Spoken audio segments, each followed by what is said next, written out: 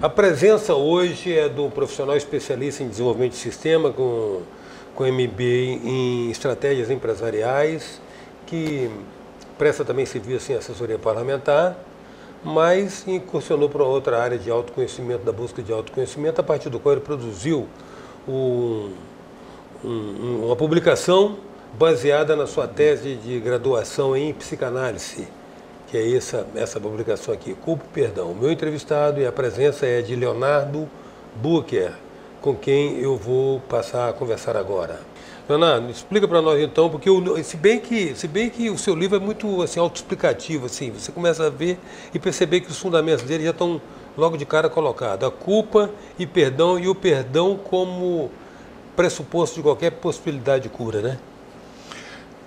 Exatamente. Eu acredito que hoje o mal principal da humanidade é esse vastíssimo sentimento de culpa, principalmente nós ocidentais que estamos imersos numa cultura judaica cristã, onde a culpa é a base de tudo.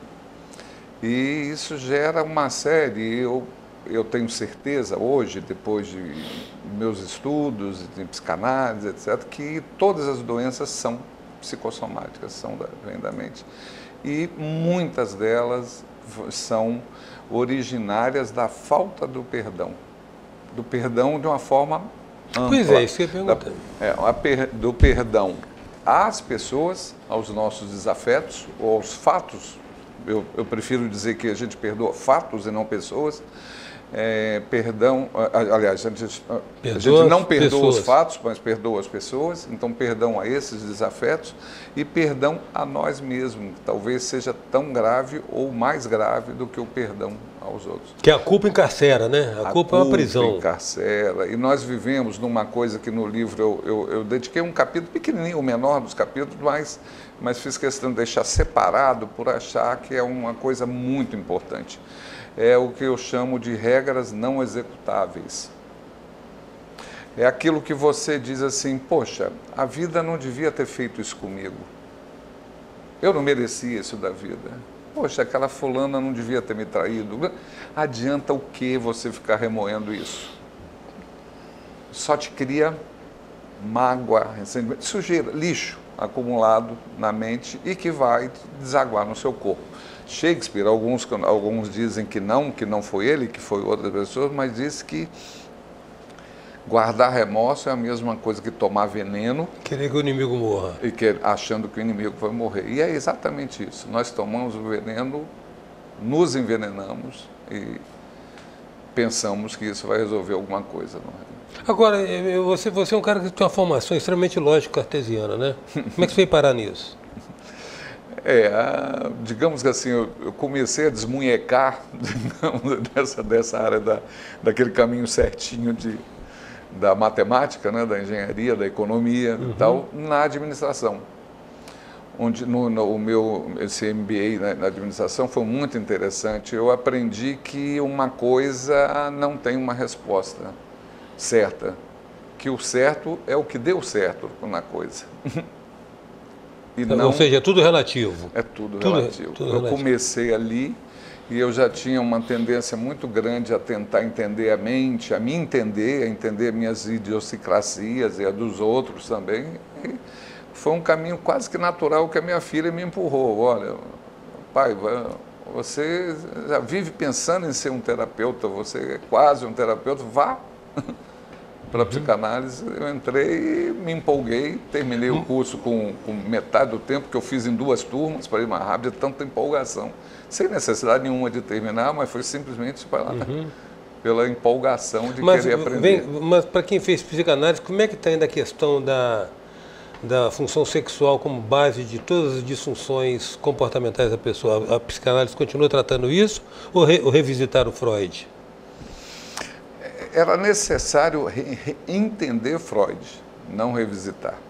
Porque ele, inclusive, em Psicologia das Massas e Análise do Eu, ele explica muito claramente, em 2 páginas apenas, esse conceito errôneo de que o sexo resolve tudo ou prejudica tudo. O libido está por trás de tudo. É. Né? ele mostra claramente que foi uma escolha, que ele tinha escolha, ele podia dizer que era amor, podia dizer libido, podia dizer que era sexo, podia dizer, tem mais outro, ou dizer eros, ou Eros, ou tânatos. Então, ele escolheu usar o termo sexo, mas simplesmente querendo dizer o prazer ou o desprazer é a fonte de todos os males, de todos os problemas. E ele diz que, devido ao excesso de críticas que ele recebeu, ele resolveu manter. Porque ele diz que a gente ceder em palavras, daqui a pouco está cedendo em conteúdo. Mas isso que você está falando, para mim, inclusive, é particularmente novidade. Não, revolucionário, porque meu mestre falava assim, a pobreza de Freud foi tentar reduzir tudo a sexo. Tudo a disfunção sexual. Isso é a pobreza dos analistas do porque Freud. Você fala prazer, a dimensão muito mais ampla. É muito mais ampla, e é isso que o Freud... Eu te passo depois desse texto para você ler exatamente Freud explicando Freud. Fantástico. E as pessoas não tentam entender Freud, nem ouvir o que ele falou dele mesmo. Não, né? Entende que então a grande resistência à psicanálise hoje em dia se baseia nesse conceito errôneo de que o Freud era um devasso. Não, mas mesmo os psicanalistas também, eu não vejo eles muito empenhados em esclarecer isso, não. Isso é a primeira vez. A maioria dos meus colegas não conhecem, não sabem isso também. Então não sabe disso. Porque, eu falei, não é possível. Eu sempre brinquei até falando o seguinte, eu comparo, a gente respeita a monumental contribuição que Freud deu à humanidade, com a descoberta do inconsciente, com a questão do material onírico, né, com essas coisas todas que nos ajudam a nos compreender. Nós estamos sempre falando do estudo da gente de autoconhecimento. Mas eu acho que hoje se guiar pelas teorias de Freud é querer navegar de caravela e voar de 14 bis, porque eu estava preso a essa desinformação. Então, seus colegas estão fazendo um desserviço à causa. Com certeza, com certeza. Eu tenho professores meus que não conhecem isso, que não tiveram. Eustáquio, para dizer a verdade, eu não tenho. Como eu te disse, eu fiz em 2 turmas diferentes, né? Na verdade, eu fiz 3 turmas, em 3 turmas, para ir mais rápido o curso. Em nenhuma das turmas, talvez uma turma minha, tinha um aluno que lia Freud. Aí são analistas freudianos que não conhecem o Freud, não conhecem a ideia real do Freud. Então, eu li várias coisas de Freud, várias, adorei, eu gosto muito, inclusive aconselho quem tiver interesse em ver alguma coisa, ler os estudos sociais de Freud, que é essa psicologia, né, das massas, explica muito o movimento das massas, esse movimento de 2013 no Brasil, esse movimento do Bolsonaro, da eleição de Bolsonaro, tem muita coisa ali que dá para a gente entender bem de como funciona, né, a mente de massas, das massas. Mal-Estar da Civilização, que é fantástico, tem que ser lido, né? Mas diga, vamos lá. Vamos fazer uma breve pausa. Hoje a presença de Leonardo Bucher, a gente volta já.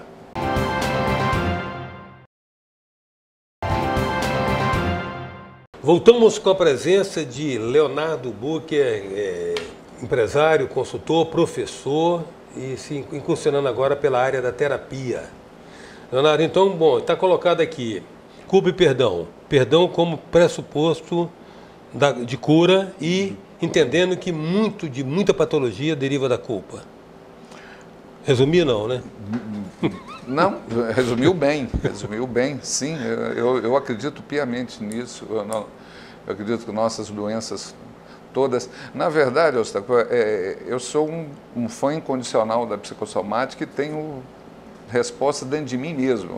Eu não só estudei isso, como fiz experiência comigo mesmo, onde eu noto claramente que nada é senão manifestações da mente através do corpo. Isso você ainda está abstraindo a dimensão espiritual, né? Que não dá como você não abstrair essa dimensão também. Não dá. E para mim, eu não falo muito no espírito, porque aí cria uma certa resistência. Eu falo mais em mente, mas quando eu falo mente, eu estou pensando nos dois. Inclusive espírito, mente e corpo, e soma. É Jesus Cristo, né? O que ligares no céu estará ligado na terra. as metáforas dele, dá para ver claramente que a mente, o espírito, a mente é o céu e o corpo é a terra. Então você tem alguma coisa, algum problema na sua mente, você está triste, perdeu a graça de vida, deixa eu te falar, você vai desenvolver uma diabetes. Sabe, o Dalai Lama o Dalai Lama falava isso depois aquele Papa polonês. João Paulo II. João Paulo II. Karol Wojtyla. Ele falou uma vez uma coisa que passou desapercebido, rapaz, eu não vi isso, nenhuma repercussão disso, mas eu achei interessante. Ele falou assim, inferno e céu são estados de espírito. Entendeu? O rancor, a raiva, a tristeza, o tédio é o inferno. A alegria, a celebração é o céu, ou seja, são estados de espírito, ambos estão dentro de nós. Quer dizer, é claro que é muito revolucionário para um cara colocar isso como uma tese teológica, digamos assim, né? Não o seria catolicismo aceito, não vai abrir mão do vai purgatório, do inferno, essas coisas. Mas achei interessante, que é outra maneira de dizer isso que você está falando. Mas exato. E sempre foi assim. O mundo é aquilo que nós estamos conversando. As pessoas aqui não ouvem. E aí tem que estar sempre repetindo, tem que sempre aparecer alguém para falar de culpa e perdão, mas Cristo já falou nisso. Aí, mas logo depois de Cristo veio Paulo e voltou com tudo. Ele, como um bom judeu, naquela cultura da expiação, né, da culpa, etc., voltou com todas as regras, naquele monte de doutrina na igreja cristã. O judeu já traz pelo conceito do pecado original, né? Já começou tudo errado lá atrás com Adão e Eva, né? Não, com a encarnação, porque nós seríamos filhos de anjos decaídos. Então, nós começamos com o pecado original. Aí chega no cristianismo, você tem o assassinato de Cristo para salvar. Sim. Então é muita culpa. É muita culpa. Morreu por causa de nós, os pecadores. Por nossa causa, Aí você fica com aquilo ali. E aí você vai. E aí não podia se esperar de outra forma que os pais tratassem seus filhos. Pô, você quer me matar, você quer matar sua mãe, você fez eu perder a juventude, você fez. Olha só o que restorce agora que você me dá, o que eu tenho, o que eu consegui com isso aí que está vendo. Não. E aí vai, é uma sucessão de culpa. Até recentemente, não dizendo que a gente é velho, mas nós tínhamos na igreja católica aquelas velhas meia culpa, minha máxima culpa, né? Repetindo isso 500 vezes ali e tal. Então, é assim, é doentio. Então, hoje, na verdade, é aquilo que eu falei, eu tenho vontade, devo escrever um livro sobre drogas. Eu acho que as duas coisas que arrebentam com a civilização a culpa e a droga. A droga que faz a pessoa sobreviver ao invés de viver. Você tem que ir devagar com isso aí. Eu estou ficando estou ficando velho e estou ficando intolerante com certas abordagens, hein? Você tem que ficar devagar com esse negócio de abordagem de droga, porque... Qual foi o primeiro milagre de Jesus? O que é droga? Eu te pergunto primeiro, o que é droga? Droga é tudo aquilo que a pessoa precisa para lidar com o cotidiano, com a situação da normalidade dele. Pode ser televisão, pode ser comida, chocolate, pode ser entorpecente. E que usa de forma descontrolada. Descontrolada, ou seja, a questão da medida, né? Abuso. Sem temperança. É medida. Sem temperança. Não é a coisa em si. Exatamente. É a forma que você faz de uso. Freud usou fartamente a cocaína até se dar conta de que... Até matar um amigo dele matar um paciente. Quando você for fazer um novo livro, você volta aqui então. Quero agradecer a sua presença. Eu fico feliz em ver você tomando, dando uma guinada na sua caminhada, buscando agora outros patamares de realização. Muito grato, Léo. Eu vivi um pouquinho mais do que eu merecia, aí eu tenho que viver uma outra vida, né? Tenho que fazer uma vida agora mais espiritual, mais mental e menos com as ciências exatas de antigamente. A presença hoje foi de Leonardo Humberto Bucher, empresário, professor, desenvolvedor de sistemas e agora terapeuta. Até já.